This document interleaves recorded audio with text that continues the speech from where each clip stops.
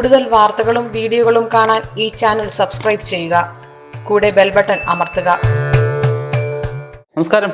ഏഷ്യാനെറ്റ് ടിവിയുടെ എപ്പിസോഡിലേക്ക് എല്ലാ മാന്യപ്രേക്ഷകർക്കും സ്നേഹം നിറഞ്ഞ ഹൃദയം നിറഞ്ഞ സ്വാഗതം.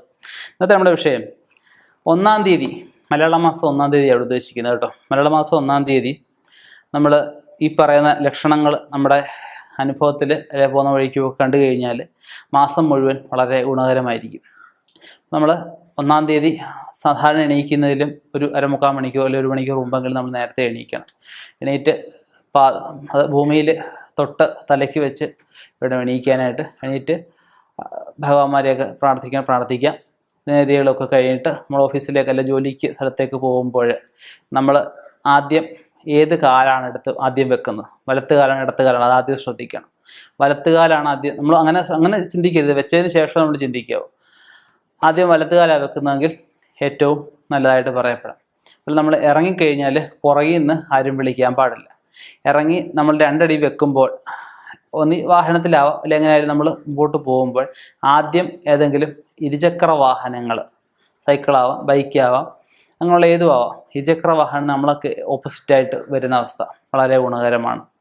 അതുപോലെ പശുവിന് എതിരെ വരിക, അതുപോലെ ഈ പുല്ല് ചെത്തിക്കൊണ്ട് വരുന്നത് ദോഷമാണ്. ആയുധങ്ങൾ, അതായത് തേങ്ങ ഇടാൻ പോകുന്ന ഒരാളാണ് തേങ്ങയുടെ ആയുധമായിട്ട് വരിക. അപ്പം നമുക്ക് അയാളുമായിട്ട് ബന്ധപ്പെട്ട അല്ലാത്ത ആയുധമായിട്ട്, ഇപ്പോൾ ഓരോരുത്തർ ഈ കടം വാങ്ങിച്ചും ഈ ഇത് എല്ലാം മേടിച്ചുകൊണ്ടിരുമല്ലോ, റെൻറ്റിനൊക്കെ എടുത്തുകൊണ്ട് വാടകയ്ക്ക് എടുത്തുകൊണ്ടിരും ഈ ആയുധങ്ങളൊക്കെ, അതൊക്കെ വളരെ ദോഷകരമാണ്. പിന്നെ നമ്മൾ മുമ്പോട്ട് വെക്കുമ്പോഴത്തേക്ക് നല്ല ശുഭവാർത്തകൾ എന്തെങ്കിലും ആരെങ്കിലും പരസ്പരം പറയുന്നതായിട്ട് കേൾക്കുക. അതുപോലെ നമ്മൾ ഫ്രണ്ടിലോട്ട് പോകുമ്പോഴത്തേക്കും റേഡിയോയുടെ ഒച്ച കേൾക്കുന്ന വളരെ നല്ലതായിട്ട് പറയപ്പെടുന്നുണ്ട്. പശു കരയുക, അതൊക്കെ വളരെ ഗുണകരമാണ്. അതുപോലെ ഈ പച്ചക്കറി, മത്സ്യങ്ങൾ, അതൊക്കെ എതിരെ വരുന്ന വളരെ ഗുണകരമാണ്. നമ്മൾ പിന്നെ മുമ്പോട്ട് പോയി കഴിയുമ്പോഴത്തേക്കും ഈ ട്രാഫിക് സിഗ്നലുകളൊക്കെ ഉണ്ടാവും. ഇപ്പം നമ്മൾ വരുമ്പോഴത്തേക്ക് റെഡ് കത്തി കിടക്കരുത്. അപ്പം നമുക്കങ്ങനെ പറയാൻ, റെഡ് കത്തരുതെന്ന് പറയാൻ പറ്റത്തില്ല, ലക്ഷണങ്ങളായി പറയുന്നത്. ഗ്രീന് കത്തിയിരിക്കുക, നമുക്ക് നിർത്താതെ വണ്ടി അങ്ങ് പോവാം, അതൊക്കെ നല്ല ലക്ഷണങ്ങളാണ്.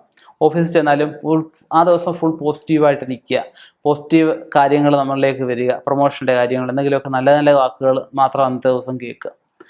ഇങ്ങോട്ട് അവിചാരിതമായിട്ട് പൈസകൾ കിട്ടുന്ന അവസ്ഥ, ഇതെല്ലാം വളരെ ഗുണകരമായിട്ടാണ് പറയുന്നത്. ആ മാസം മുഴുവൻ ഗുണകരമായിട്ട് പറയാം. വീട്ടിൽ നിന്ന് തിരിച്ച് ജോലി കഴിഞ്ഞ് വീട്ടിൽ വന്നാലും വീട്ടിലെ അമ്മയോ വൈഫോ ആരും ആയിക്കോട്ടെ, അവർ ചിരിച്ച മുഖത്തോടെ സ്വീകരിക്കുക. നമ്മൾ അങ്ങോട്ട് പറഞ്ഞ് ചിരിച്ച മുഖത്തോടെ നിൽക്കാനൊന്നും പറയരുത്. നമ്മൾ വരുമ്പോൾ സന്തോഷമായിട്ട് നിൽക്കുന്ന അവസ്ഥ കാണണം. പിന്നെ നമ്മൾ വന്നിട്ടിരിക്കും, കുഞ്ഞുങ്ങൾ കളിച്ചുകൊണ്ടിരിക്കുന്ന അവസ്ഥ വളരെ ഗുണകരമായിട്ടുള്ള അവസ്ഥയാണ്. വന്നു കഴിഞ്ഞാൽ നമുക്ക് എന്തെങ്കിലും വീട് കീറുന്ന മുമ്പായിട്ട് എന്തെങ്കിലും വെള്ളം കിട്ടുക, നമ്മൾ ചോദിക്കാതെ കിട്ടണം. ചായയാവും, കാപ്പിയാവും, നാരങ്ങയാവും, എന്ത് ജ്യൂസ് എന്തും ആയിക്കോട്ടെ, നമ്മൾ വന്ന് കയറിയാവണം അങ്ങനെ തന്നെ കിട്ടുക.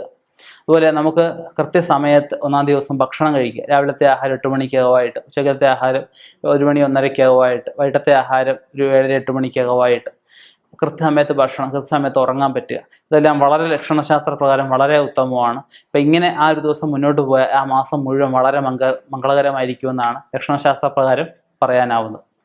ഇനിയും ഇതുപോലെ വ്യത്യസ്തമായ വിഷയങ്ങളുമായി കണ്ടുമുട്ടാം. നിർത്തുന്നു. നന്ദി, നമസ്കാരം.